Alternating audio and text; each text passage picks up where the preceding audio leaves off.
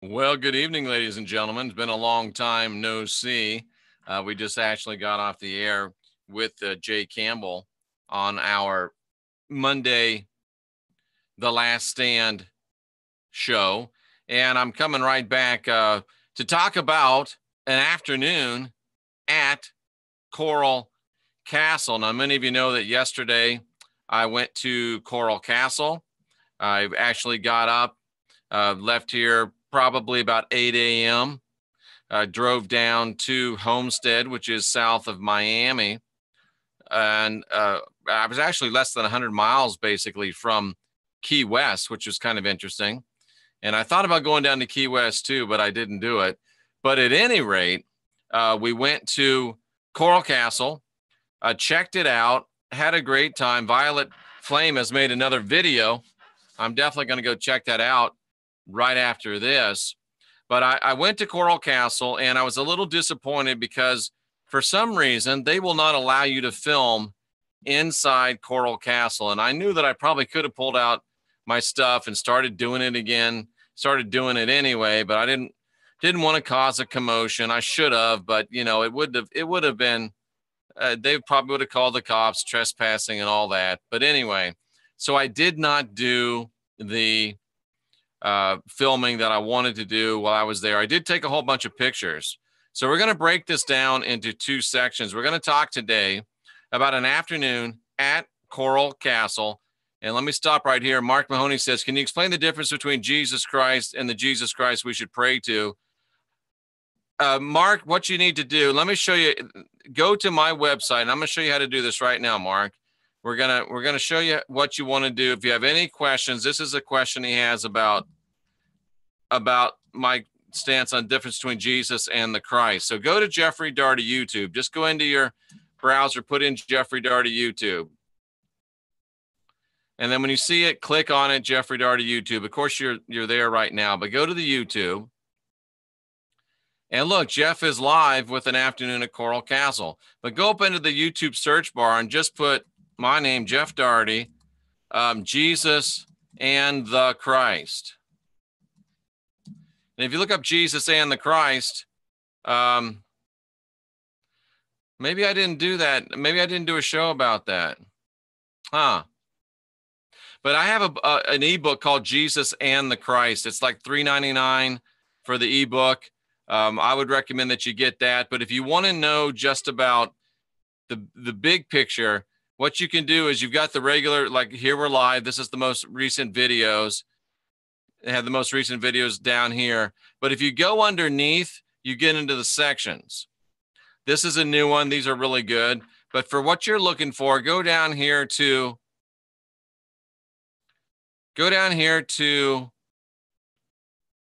Jesus fallacies from Bethlehem to Second Coming. And if you look at this, you've got, I'm not going to play this now, but you've got, how many videos are there? You've got a ton of videos all about the difference, all about the misconceptions of Jesus, the misconceptions of the Christ. And you've got even, I mean, is Jesus Antichrist? Clinton false flag, second coming of Jesus, fake news, all of the Jesus fallacies. Jesus abducted by a UFO. This stuff is real, folks. So is Jesus the Antichrist? Jesus, plastic Jesus? So you can go and find out a lot about the Jesus fallacies from Genesis to Revelation right through there.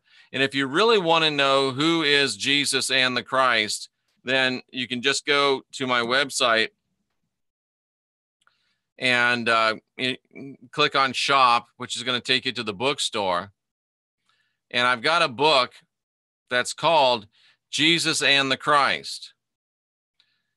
Compelling information about Jesus and the Christ, showing that they're two different competing personages that emerged in New Testament times. So Jesus is one dude and the Christ is another dude. And you're asking this is about a 250-page book, so you're asking a long question, so it's hard to give you a short answer. But the short answer is Jesus was an invented personage to help overcome the message of the Christ. And the question you asked about who do we pray to, that's a whole nother can of worms. And my question would be, why do you pray? And why give away your power by praying? And maybe you should just be consulting with your higher self. But that's just my opinion. But this is not about the Coral Castle, and that's what we're here to talk about, is the Coral Castle. But I'm always here to help to answer your questions. Broadcasting out in the field, absolutely. Jeff, so you don't believe Yeshua ever existed? Well, here's what I believe, Violet. The Christ existed. The Christ was one of the Elohim that created this earth, and he came into a body. Somebody's telling me to dye my hair. I hate the idea of dyeing my hair. Number one, because it always looks like you dyed your hair. Number two, it's high maintenance. And number three, it seems horribly vain. But you can comment on that. Let's do a little broadcast. Should I dye my hair? Anyway, the Christ, Violet Flame, was the incarnated Elohim, the Word. And of course, I'm going to tell you he was the second Christ, because Lilith was incarnated by Sophia first, the first Christ. That's part of my heresy. Thank you, Jen. That's part of my heresy. But I believe the Christ did incarnate on this earth, but all of the stories you hear about him are wrong. Pretty much just that simple. And let me give you a shameless plug while we're here, because this is really super important to me, and it's super important to this work as well. If you really want to change your life and get some real help into your life, go to my website, jeffreydaugherty.com. Click on this Mystech logo. What is Mystech? Well, there are these bands that you see me wearing. I sleep half the time I used to. I get twice the rest. I'm improving my performance in the gym, a great improvement in my meditation, my astral projection, and other spiritual disciplines and practices. It's greatly increased my energy. And let me just say, if I ever did have to take Viagra or Cialis, brother, I wouldn't need it anymore. Let's just leave it at that. You can see a lot of great testimonials about it. I'm going to change this so you don't have to go to Mystech's site. I'm just going to put all these on my site, because we're losing people. You're going to Mystech and you're buying it through Mystech, and you're not getting your discount, and you're not helping out your friendly neighborhood Christian whistleblower. So I'm going to fix this today once we get off the air, but you just decide which one you want. And then you go back to my site, you put in your name, you put in your email address, put Mystech in here, and put me which one you want. I'll invoice you with a PayPal invoice. You pay 20% less than what you'd pay through the website. You help me out with $1 here, $1 there, but pretty soon it adds up to real money. And it allows me to go to Coral Castle and do the kind of things I'm doing, and to do it on a full-time basis to bring you more info. So that's what we're talking about. So yeah, Violet, the Christ came, but Jesus was never real. Okay. So let's talk about the Coral Castle. What is the Coral Castle? Thank you, Violet Flame. What is the Coral Castle? Well, let's take a look right now. I'm going to show you what the Coral Castle is. Is it called Coral Castle? Yeah, it's called Coral Castle, but it actually was not originally called the Coral Castle.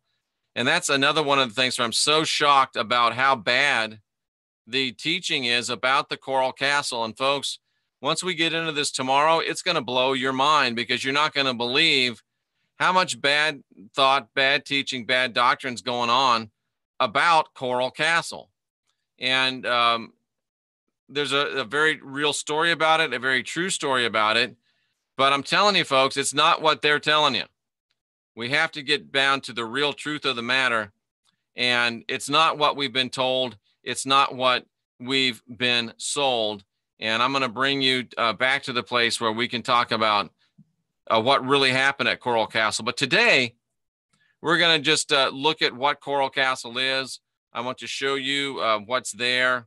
I want to show you the different rocks and things that are there. We'll talk about them a little bit, but we're not really going to get into the the what's and wherefores and whyfores of it until tomorrow, where we'll talk about the creator of Coral Castle, and we'll talk about what Coral Castle was really put together for. And that'll be coming up in part 2 of this. But today, we're going to look at Coral Castle itself. We're going to show you the pictures of it, and we're going to give you a good idea of what's going on there. And you'll be able to say, hey, check this out. I want to know more. We're going to give you an idea of what's going on. So with that, we're going to go ahead and I'm going to try to share my screen without getting lost like I did last time. So let's go take a look, guys, at Coral Castle. So I'm sharing my screen, and I'm going to drop out of this, and we're going to go boom like that. And we should be, it's always something, isn't it? It is always something. And I shouldn't be saying that. That's bad to say that. So here we are, Coral Castle. This is in Homestead, Florida. It was opened in the 1940s. He actually died in 51. And most people don't realize this. In fact, I'd never heard this before, but this is not the original site of Coral Castle. He was actually down in Florida City. And it wasn't originally called the Coral Castle. It was called the Rock Gate. So it's actually now called Coral Castle. And this is the entrance to Coral Castle. So basically, if you don't know anything about what it is, it's actually a place where this one dude, this one little old guy named Edward Leedskalnin, he was born in Latvia in 1887, and he moved over here to the United States, and he built this thing called the Coral Castle. He built these huge stone deals, and now he's got them here at this place, and we're going to talk about him. This is the entrance. And of course, way back when he opened it up, it cost 10 cents to get in. And one of the interesting little tidbits, there's 5 stars on the property. This is the first star. 1, 2, 3, 4, 5. It's a 6-pointed star. At least it, pardon me, it was at the beginning. So this is kind of the entranceway to Coral Castle. And you can see it's very beautiful. And this was down yesterday when I was there. So then, and there's Sandra D. and her daughter Sophia. They came down and went through the castle with me, and it was great to have them there. And again, we're just looking at the outside here of Coral Castle, some of the building of it. And then as you go inside, you can see Sandra going up. This is basically where Mr. Leedskalnin lived. So he lived up here, folks. No running water, no AC. Dude just lived up here in this tower, and this is really where he lived, which is kind of weird, isn't it? He lived up here in this tower, and this is what it looked like. I mean, he had himself a little swinging chair. He's cooking on this hot plate thing here. That might be his bed pot, so a bed chamber pot. So you don't want to really think about that very long. But this is where the dude lived. And, he wasn't exactly a high maintenance guy because, I mean, look at his bed. And this was where he lived. This was his little apartment. So you're talking about a very low maintenance dude for sure. I thought I had downsized. No, Edward, and I don't know why his last name is tough for me. Leedskalnin. Edward Leedskalnin, you can see that, he had downsizing down to a art. He took it to a whole different level. So that's, and again, we're still within his room there. I was just looking at some of the different things he had hanging around. And he did all of this by hand. Carved all this himself, built all this himself. And this is his tool room. And here's the lovely Sophia with her stylish glasses. This is his tool room. So these are the tools that he used to do all his work here at the Coral Castle. And what a lot of people don't realize is most of the stuff he did, he used old auto parts. That's right. He used old auto parts. So these are some of the tools he used to build this coral castle. And you're going to see the epic architecture that he was able to fashion using rather crude tools and implements. Here's some more of his tools. There's Ed himself. And I found this sign to be very interesting. How did one man without any assistance construct the entire coral castle? Did he use voodoo? Did he use ancient Egyptian knowledge? Did he use Tesla's knowledge? Well, he had an uncanny knowledge of leverage and balance, engineering, sculpture, and he used simple tools like metal falls, block and tackles, rollers, jacks, wedges, slings, cables, sledges, and chisels. And he took 28 years building this thing, ladies and gentlemen.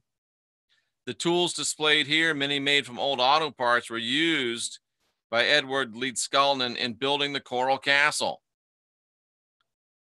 He excavated the rock on premises. He used recycled auto parts. He lived in a Spartan fashion, no electricity, no running water. Now, later in his life, and noteworthy, ladies and gentlemen, later in his life, after Coral Castle was already built, he started studying magnetism, astronomy, radio. He died in 1951 at the age of 64. So that kind of will lead us into our show tomorrow. But this guy did all this very simply as it was stated that he did it. So now as we come down and start going through the Coral Castle, this is his cooker. And I mean, it simply is what it says it is, I believe. It's his cooker. He would cook stuff in there. And this was Ed's cooker. And I'm looking to see if they've got a little talk about the cooker in the book that I have about it. The cooker, part oven, part barbecue.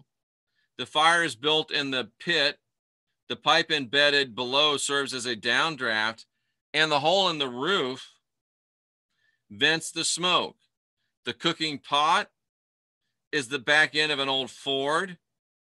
And I mean, the guy, he made everything. The cooker acts as a pressure cooker. It holds about a dozen hot dogs, and he used to cook hot dogs for the children that came to Coral Castle, pardon me, on school outings. So when it's called a cooker, it really is a cooker. And it's kind of brilliant when you think about it. And we've got two pictures of Ed's cooker. I'm not sure why. And this gives you a look inside Ed's cooker. But to think of this guy did all of this by hand, it's pretty amazing stuff.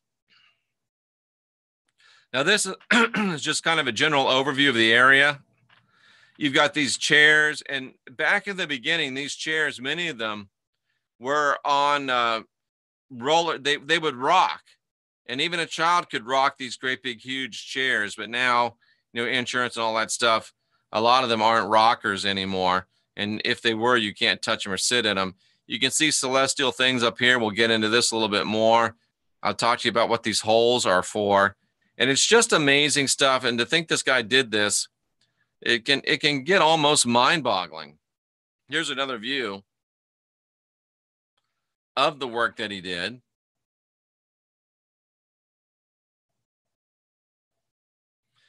I mean, he built these chaise lounges to be very comfortable. And they used to be, I don't know if these are the ones, but they used to be on a swivel so he could move them around. So when he read, he could always have the sun over his appropriate shoulder during the day when he was reading. This is actually a big table that is roughly in the shape of the state of Florida. Chairs around it.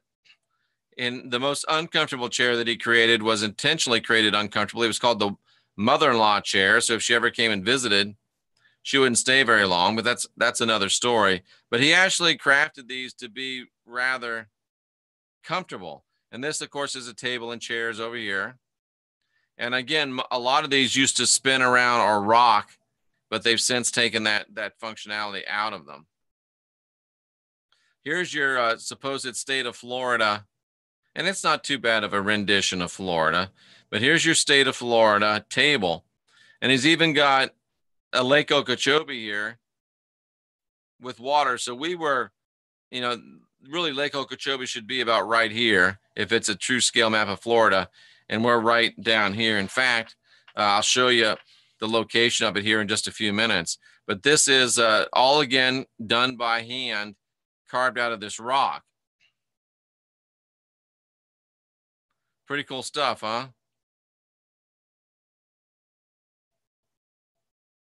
Pretty cool stuff. Now that's not a swimming pool. It's just like a reflecting pool. That's part of his wall. This is, again, just more of the actual buildings that he did. And he put all the stuff up on top by himself.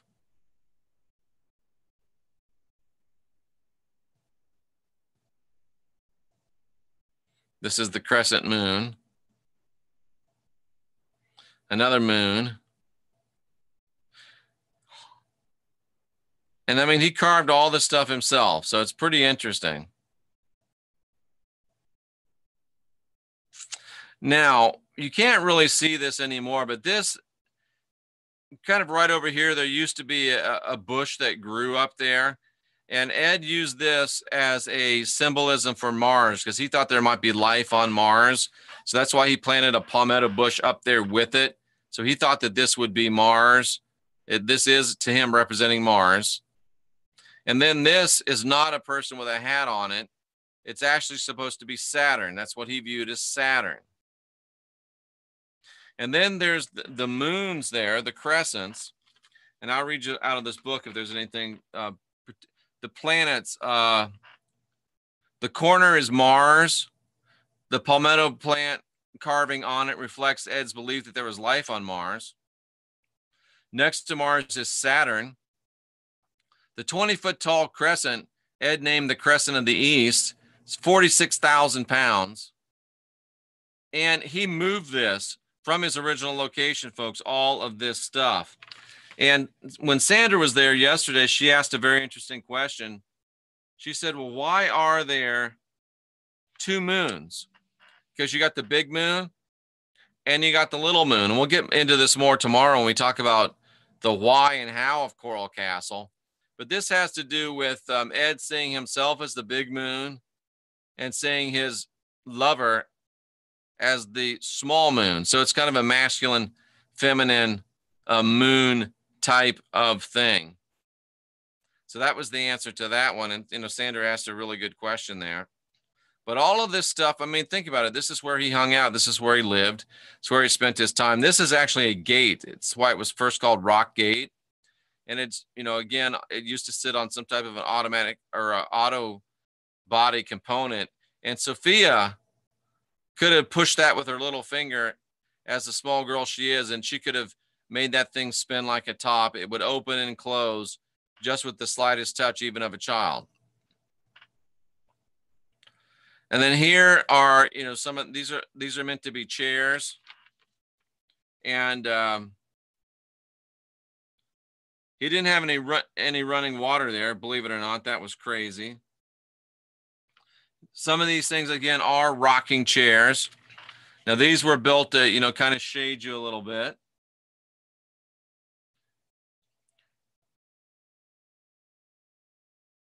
And when he originally built this, there was a palm tree growing out of it. It shaded the entire area. Fascinating stuff, huh? This guy builds this thing to shade himself when he's sitting there. And when you don't have any AC, I guess you start getting creative. Really is fascinating stuff. And here's the big crescent again. And there used to be back in the day that there was a ladder on the back side of this, and you could climb up it and stand in there and get a picture, of yourself as the man or woman of the moon. And there's, I think people would pay an extra $1 or something to go up there and be able to stand. But of course now, with all the litigation and stuff, they're not going to let you go up there, unfortunately. But that would have been super cool to be able to do that. Little crescent, big crescent, Saturn, and once again, Mars. And there used to be a palmetto growing up there, and he actually carved on it palmettos because he thought that Mars was inhabited.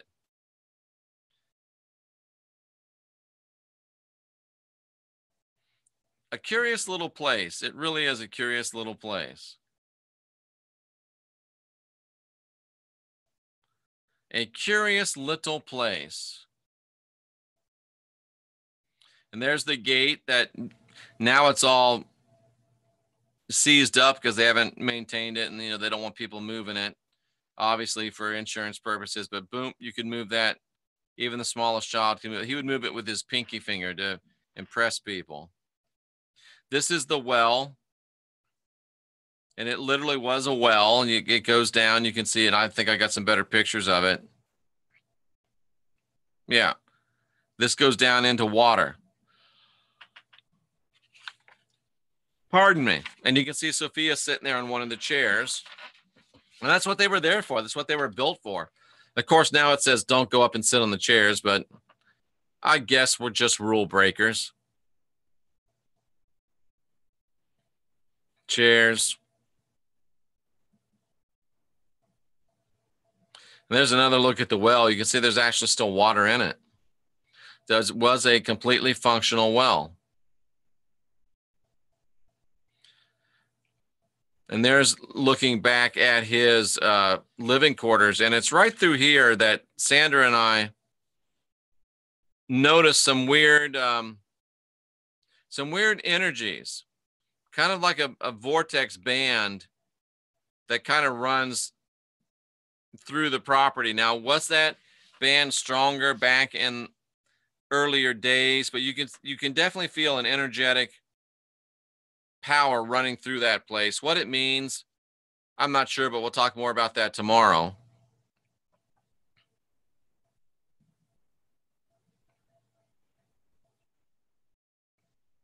This just gives you more of an idea of the epic nature of the architecture. It really is a pretty cool place. Now, this is set up to where you can look through it at night and see the northern star and see that it does actually change its position because of the tilt and the wobble of the Earth's rotation. So it was the guy had some pretty good ideas and some pretty good understandings of a lot of things.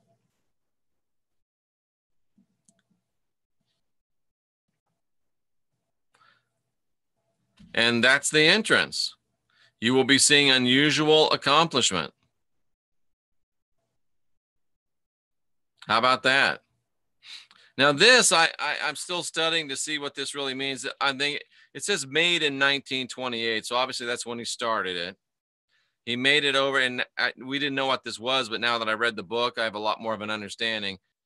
He made this piece in 1928. He moved it from Florida City, where he started, in 1934, it looks like. Born 1887 in Latvia. That's him. He was born in 1887 in the country of Latvia. So that was the riddle of those sayings. This piece was made in 28, moved from Florida City to its current location in Homestead in 39. And Ed himself, born 1887 Latvia, E for Ed. Pretty interesting, huh? And this over here says 1940. So I'm guessing he must have built this one in 1940, huh? And built it right on site. And this is one where you look through it and see the Northern Star.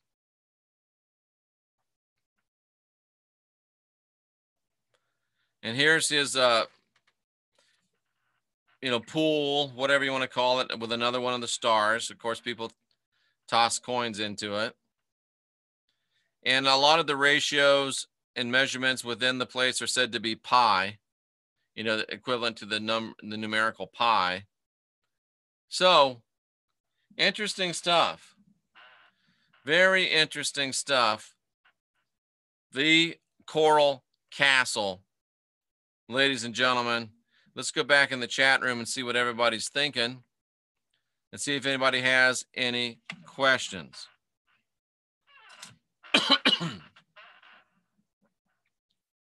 All right, let me go back to the beginning and see what we've got as far as questions. Okay.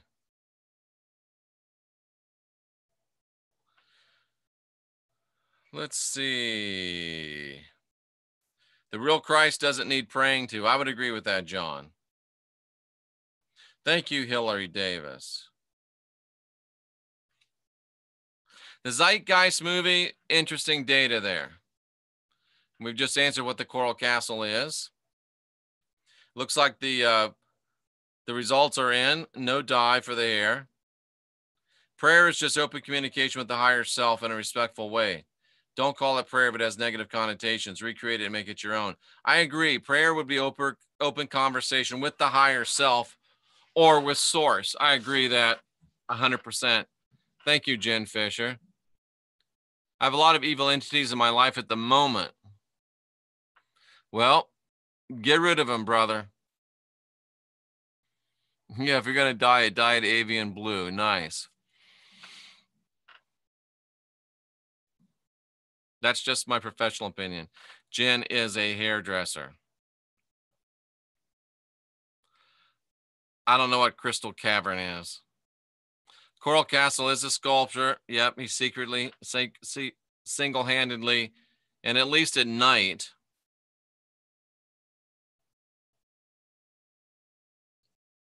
Start with a few actual podcasts and interviews. Yes.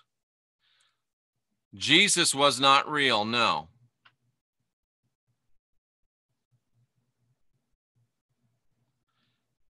It's a great love story. Yeah, we'll talk about that tomorrow. Thank you, Deb L. Physical cultures, Jesus was real. He just wasn't the Christ. I disagree, but that's all right. We're allowed to disagree here. It is pretty amazing. It was moved, yep.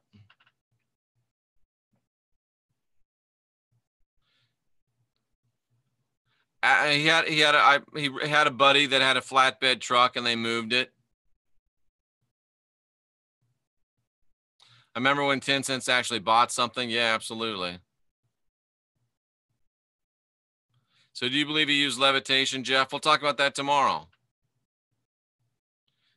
What year did what take place? Oh. That bed doesn't look comfortable. No, it doesn't, does it? What kind of vibes did you get there? We felt a band of energy through the place. Yep. He used some sort of sound vibration or energy vibration, I think. We'll talk about that tomorrow.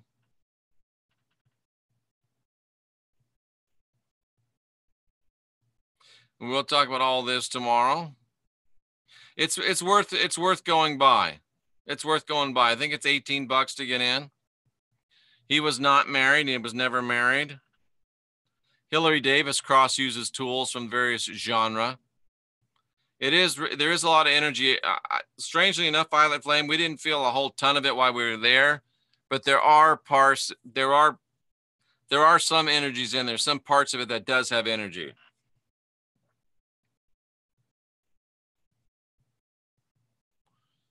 It actually is limestone. Yes, they call it coral, but it's actually limestone.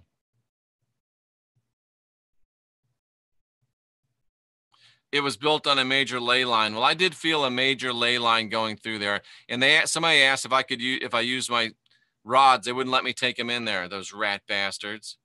You could sit on the rock chairs, yeah. Secrets of Coral Castle with Leonard Nimoy. Yeah, that yeah, okay. Couldn't use any tools, etc. on site, yeah. John, you may be more right than you think. Yes, we had Sandra D herself. That was fun. Frank Lloyd Wright designed similarly purposeful structures, huh?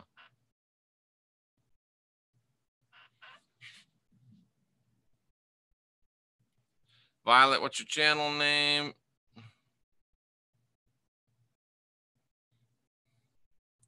Very cool. Florida weather was lovely.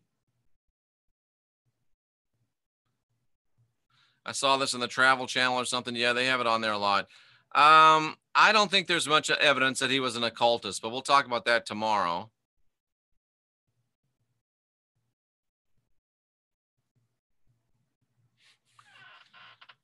Somebody says that he used the same methods to build the pyramids. Well, we'll talk about that tomorrow. We already saw what time he built it.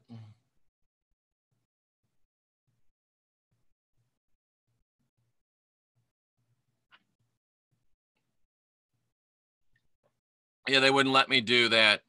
I do soul regression, Jordan.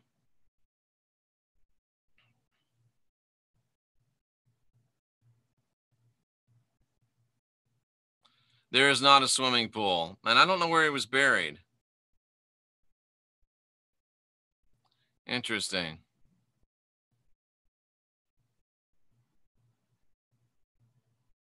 We need another day trip to Coral Castle. It'd be worth it. It'd be fun. We'll talk tomorrow about how he died. It was awesome. It was fun. It was very cool.